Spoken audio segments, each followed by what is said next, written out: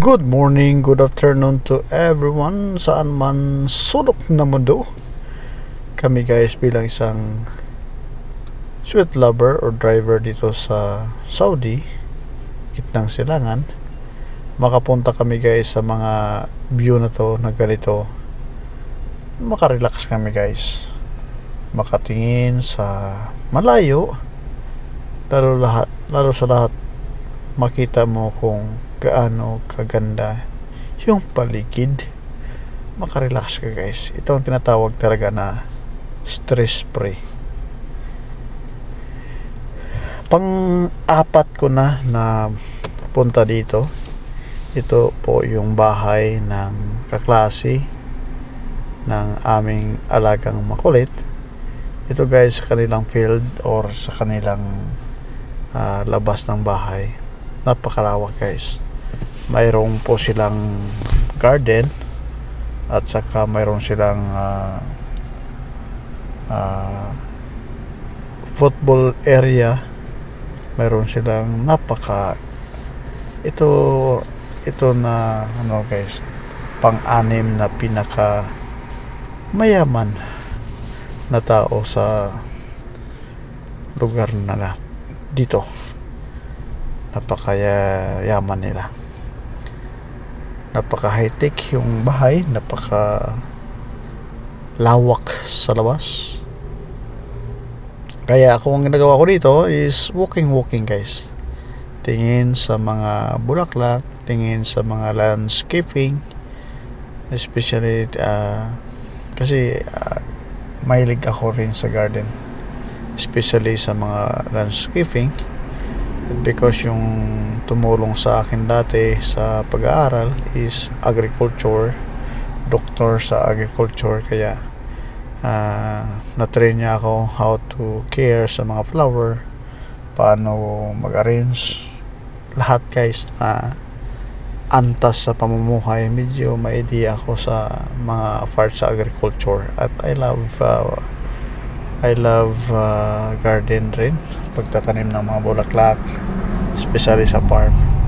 Dito guys makita ninyo napakainit dito na lugar, pero kung tingnan nyo green ang mga bulaklak. Naalagaan talaga guys, naalagaan talaga.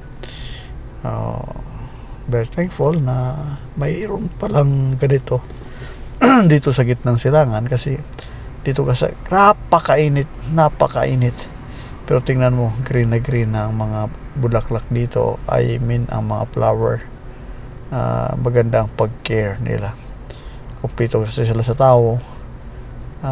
Balita ko mga 60 plus ang tao dito na trabaho sa garden. Kaya ikutin natin yung mga bulaklak. Patapos na yung summer, winter na next month. Medyo mainit pa ngayon yung, kasi dito ko talaga nakita guys na grabe napakainit ng lugar dito, pero yung paligid napakaganda ng mga flowers, mga bulaklak, puno, garden, kahit ang mga Bermuda, talagang ang ganda guys. Gaganda ng mga puno ng mga kahoy na arrange talaga nila. I'm very thankful na makapunta dito, makagala-gala, makapunta sa mga ganito na part, no? Napakasaya ang mag sunset, na makita mo guys kung ano ka ganda yung creation ng Panginoon.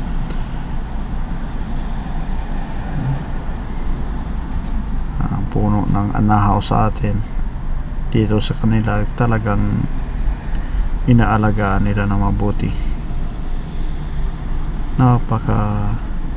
Napakaganda na arrange yung paligid, na arrange yung mga bulaklak, na arrange yung mga puno. Ang ganda guys. Puntahan naman natin guys yung garden na ito guys, sa right side na to garden. nagtatanim sila guys ng gerger. Ito na guys, nilalagyan nila ng net kasi kinakain ng mga ano guys, ng mga ibon. Tingnan nyo guys, may isang ibon na natrap sa loob, hindi siya makalabas. Kaya ginawa ko sana is palabasin ko siya, pero hindi makukuha guys. Kaya pinabayaan ko na lang siya dyan sa loob. Yan guys ang pagtanim ng gerger. Yan o, kinakain niya guys.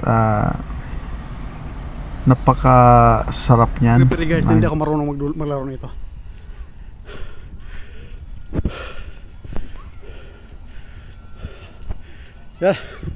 Yala, play.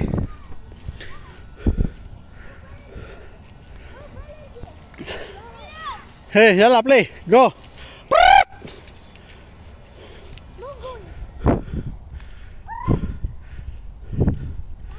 Yala, defense.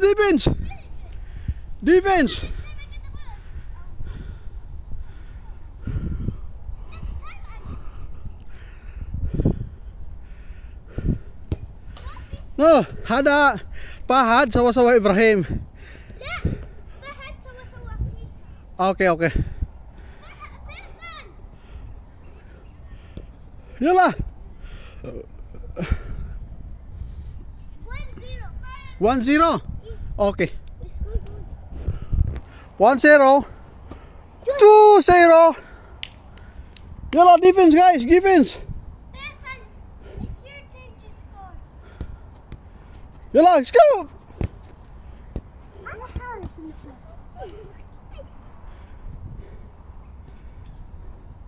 Wow, 3-0. Very strong, huh? Yala.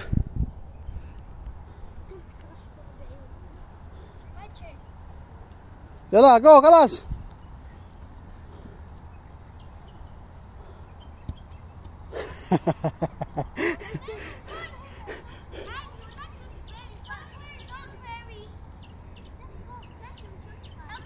Come na. Very far.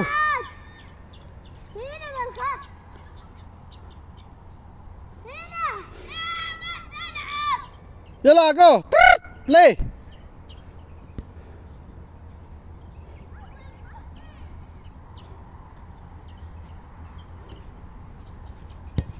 Oh, 4-0.